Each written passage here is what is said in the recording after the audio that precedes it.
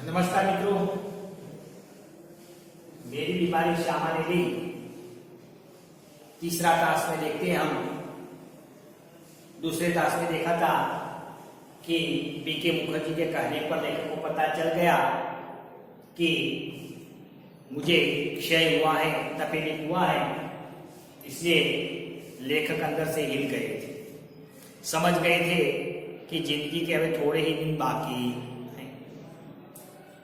फिर पत्नी ने यह समाचार सुना तो पत्नी भी चिंतित हो गई, लेकिन वह अपने पति को चिंता में न डालना चाहती थी, इसलिए वह अपने अंदर ही चिंताएं दबाए रखती है।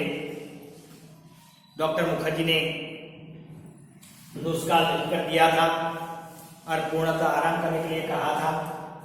आराम करने के लिए लेखक ने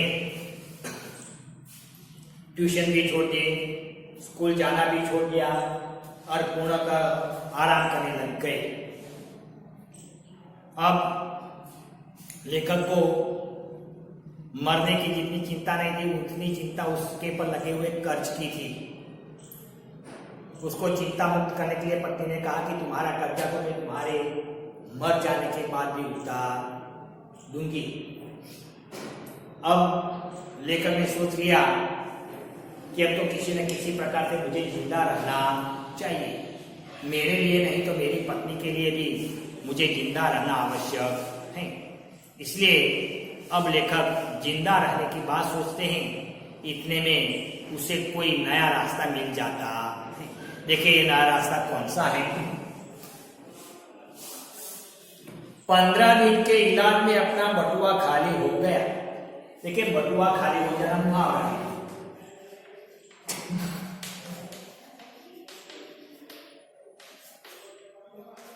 हो जाना, सब पैसे खर्च हो जाना।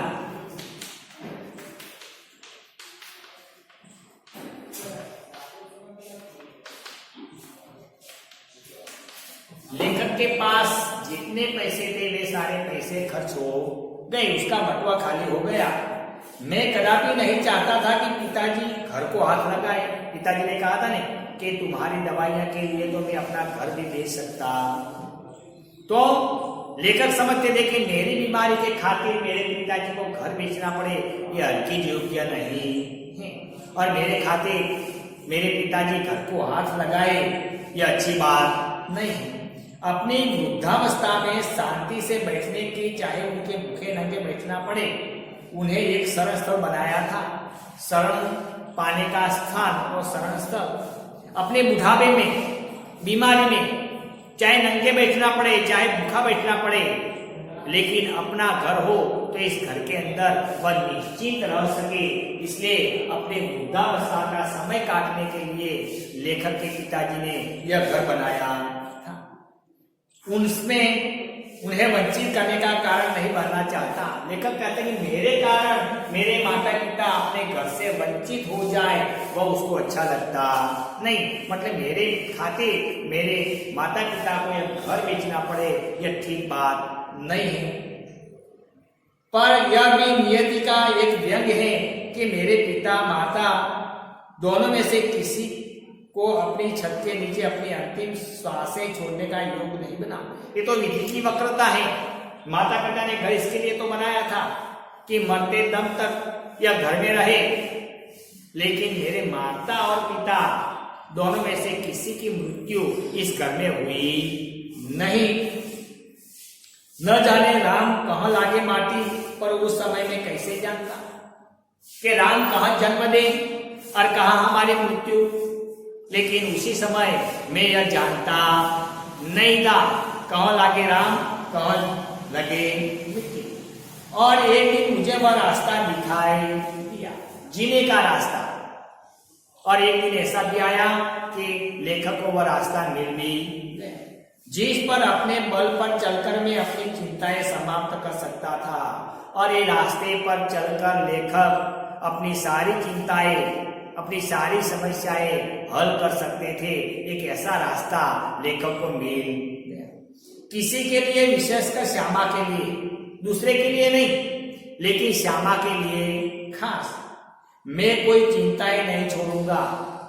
मेरी पत्नी के लिए पीछे मैं कोई चिंताएं छोड़ जाऊं, वह मुझे अच्छा लगता नहीं। इस संकल्प ने मुझे दृष्टि भी दी और बल भी, और इसके कारण मुझे जीने का एक बल मिला, एक नई दिशा। मैंने डॉक्टर बीके मुखर्जी के पास जाकर कहा, डॉक्टर साहब, आपका इलाज बहुत महंगा है, मेरे पास आपके इलाज के लिए पैसे नहीं। मैं डॉक्टर बीके मुखर्जी के पास गया और उसे कहा कि साहब, आपका इलाज भी बहुत महंगा है और आप जो दवाइयाँ लेते हो वह दवाइयाँ भी बड़ी महंगी हैं। वह दवाइयाँ और आपके इलाज के लिए मेरे पास पैसे नहीं।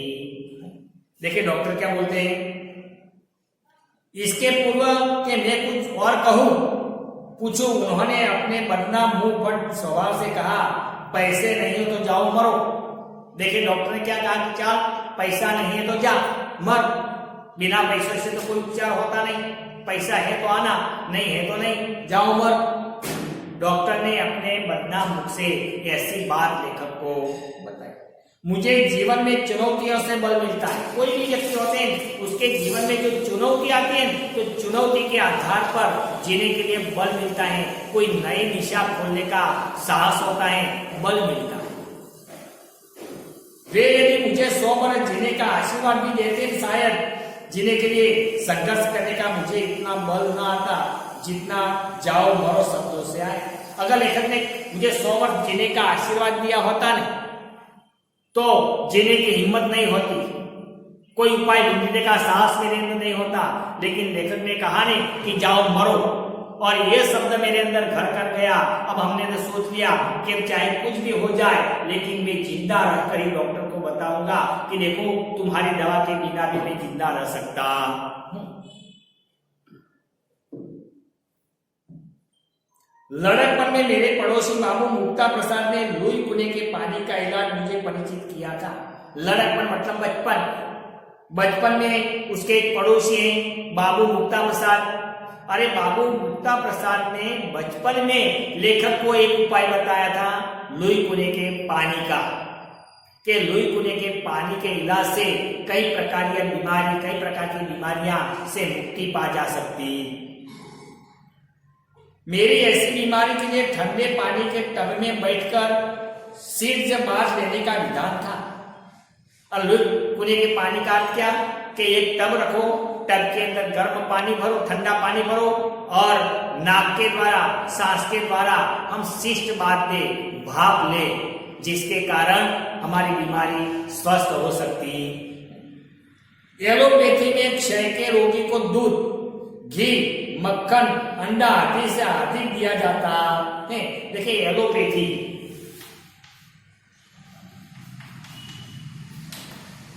अंग्रेजी दवाई,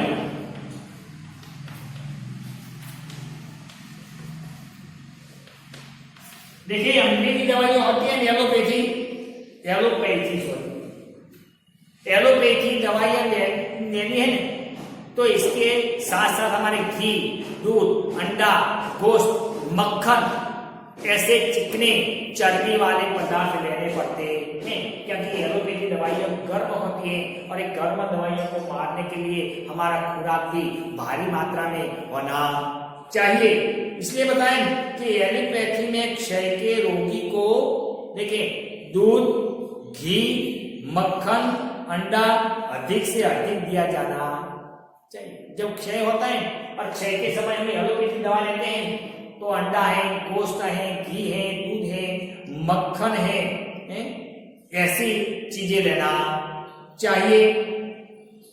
कुने के इलाज में चिकना मना है, लेकिन लुई कुने के पानी का जो इलाज है इसके अंदर ऐसे चिकने पदार्थ, ऐसे चर्बी वाले पदार्थ लेना मना है। सिर्फ कच्ची सब्जियां, देखिए सिर्फ सब्जी, कच्ची सब्जियां, फल, भीगे चने, गेहूं आदि बने रहना है। देखिए देसी उपचार में कच्ची सब्जियां, गेहूं, अनाज, भीगे चने और फल, यह हमारा खुराक होता। न दवा पर कुछ खर्च और न खुराक पर भी खर्च। देखिए दवाइयां भी मुफ्त और दवाइयों का जो उपचार है वे भी साधारण पैसों में हो सकता है। एलोपैथी में तो डॉक्टर का खर्च, दवाइयों का खर्च और घी, दूध, अंडे, गोश्त, मक्खन ये भी महंगे। इसलिए ये भी एलोपैथी उपचार दो तरह से महंगा था, एक तो दवाइयों की तरह से और उसके उपचार में खुराक की तरह से। और ये नेचुरोपैथी में जो कुदरती उपचार है इसके अंदर दवाइयां भी सस्ती और खुराक भी सस्ता।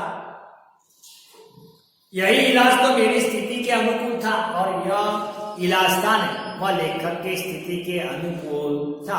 अनुकूल का विरोधी होता है प्रतिकूल। और काम का साधन किए जाना और ऊपर से काम भी करने को मिले, छोटा मोटा साधारण काम करते जाना, इसके अंदर वो पूरा आराम और इसके अंदर काम करने की भी छुट्टी। मैंने बीके मुखर्जी का नुस्खा भाग डाला और उसी समय मैंने डॉक्टर बीके मुखर्जी का एलोपैथी का जो नुस्खा था, जो दवाइयां दी थी, वह कागज फाड़ कर फेंक दिया और पुणे के अनुसार शिष्ट मार्ग आरंभ किया और मैंने लोई पुणे के पानी का उपचार शुरू कर दिया। तद अनुसार खुराक आदि भी रखी और इसके अनुसार फल, गेहूं और मूंग, चने, ये सब खुराक भी मैंने चालू रखा। स्कूल भी जाने लगा, ट्यूशन भी करने लगा और स्कूल भी जाने लगा। केवल रात वाली ट्यूशन छोड़ दी। एक एक्स्ट्रा ट्यूशन जो रात के समय करते थे वह रात वाले ट्यूशन लेखक के मैंने छोड़ दी। उसका मुआवजा एक तरफ से किताबों की बिक्री से मिल जाता था। रात के समय ट्यूशन बंद हो गई, इसमें से मिलने वाले जो पैसे थे वह पैसे अब किताबों की बिक्री शुरू हो गई और किताबों की बिक्री में से यह मिलने वाला पैसा वह मुआवजा मेरा खर्च निकलने लगा। श्यामा ने मेरा विरोध न किया, श्यामा ने मेरा विरोध नहीं किया। मैंने एलोपैथी दवा छोड़ दी और एक नेचुरोपैथी उपचार शुरू किया, लेकिन मेरे श्यामा ने, मेरी पत्नी ने मेरा कोई विरोध किया नहीं। जीवन भर में जिस रास्ते पर भी चला उसने स्वस्ति पंथा कहा, स्वस्ति लेकर गया। जीवन भर में जिस रास्ते पर चला वही रास्ते पर कदम से कदम मिलाकर श्यामा मेरे साथ चली। मेरे स्नान चिकित्सा के संबंध में भी वह प्रतिदिन अपनी सेवा सहयोग देती रही। मेरी स्नान, चिकित्सा, आराम, खाना पीना, वह सारी देखभाल मेरी पत्नी मेरे साथ करने लगी। सबसे अधिक अपनी इच्छा बल से उसने मुझे अपने रास्ते पर न ठहरने दिया। मैं ठहरने के लिए जाता नहीं तो अभी मेरी पत्नी मुझे हिम्मत देती, मुझे किसी रास्ते पर उसने ठहरने दिया नहीं, न पीछे फिरने दिया, मुझे हिम्मत हारने दिया नहीं। राह पकड़ तू, एक चला चल, पा जाएगा मधुशाला। तू अपना रास्ता पकड़ और ये रास्ते पर चलता चल, तो एक दिन अपने रास्ते में या अपनी मंजिल तक अवश्य पहुंचेगा। लेकिन अपने अड़ी इच्छा बल से उसने जो सबसे बड़ा सहयोग दिया और जो सबसे बड़ा चमत्कार किया वह था कि जितने दिन मेरा इलाज चलता रहा उसने अपने सारे रोगों को जैसे कील दिया और कभी एक अंगुली दुखने की भी शिकायत नहीं की। सबसे बात तो यही है कि श्यामा ने खुद अपनी सारी बीमारी छुपा ली, मानो कि वह कोई बीमार न हो। उसी प्रकार रात दिन खड़े पगे श्यामा मेरी देखभाल करने लगी, मेरी सेवा चाकरी करने लगी। अपनी एक भी अंगुली दुखती हो वैसा एहसास श्यामा ने कभी मेरे सामने आने दिया नहीं। शायद उसके प्रति इस निश्चितता से मुझे अपने रोगों से लड़ने का जितना बल दिया उतना किसी चीज ने नहीं। शायद श्यामा की निश्चितता के कारण रोगों के सामने लड़ने की जितनी हिम्मत मुझे मिलती थी शायद उतनी हिम्मत दवाइयों से भी नहीं मिलती थी। उतनी श्यामा की हिम्मत से मैं रोग के सामने लड़ता था। इस आत्मनियंत्रण, आत्मनिग्रह, इच्छा बल, हठ योग की समझ में नहीं आता उसे क्या नाम दूं कि मेरी समझ में नहीं आता कि श्यामा किस मिट्टी की बनी हुई स्त्री थी। बड़ी महंगी कीमत उसे चुकानी पड़ी, मेरी सेवा चाकरी करती रही अपनी बीमारियों छुपाती रही, अपना दुख दर्द छिपाती रही, इसकी महंगी कीमत श्यामा को चुकानी पड़ी। देखे कैसे, अपने क्षय ज्वर से पूर्णतया मुक्त हो जिस दिन मैंने सामान्य भोजन किया, कि जिस दिन मैं क्षय रोग से संपूर्ण मुक्त हो गया, अपने खटिया पर से उठा, और जिस दिन मैंने सामान्य भोजन किया, हर रोज जो भोजन करते थे उसके अलावा हर व्यक्ति जो भोजन करते उसी प्रकार मैंने सामान्य भोजन किया। 15 अप्रैल 1936 को ठीक उसी दिन वह चारपाई पर गिर पड़ी। मैं चारपाई पर से खड़ा हुआ और मेरी पत्नी चारपाई पर लेट गई। मतलब कि मुझे ठीक करते करते मेरी पत्नी बीमार हो गई। मेरा खटिया उठा और मेरी पत्नी का बिछाया, फिर न उठी, और जो खटिया पर पड़ी सो पड़ी, फिर वह उठी नहीं। 216 दिन बराबर रोग शैया पर पड़े रहने के बाद 17 नवंबर 1936 को उसने अपना शरीर छोड़ दिया। करीब 216 दिन तक वह खटिया पर पड़ी रही और सन 1936 को 17 नवंबर के लिए उसने अपना प्राण त्याग दिया। मतलब इस संसार को छोड़कर चली गई। आई थी तो लेखक को ठीक करने के लिए, लेकिन लेखक को ठीक करते करते वह ठीक हो गई, वह श्मशान चली गई।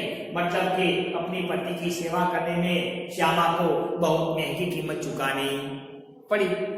श्यामा के और अपने विवाहित जीवन के अंतिम 18 महीनों में मुझे और उसे दोनों को मौत के साथ संघर्ष करना पड़ा। मैं और मेरी पत्नी ने अंतिम 18 महीने तक मौत के सामने संघर्ष किया, मौत के सामने लड़े। मेरे संघर्ष में श्यामा ने अपनी अंतिम मंगल कामना दी।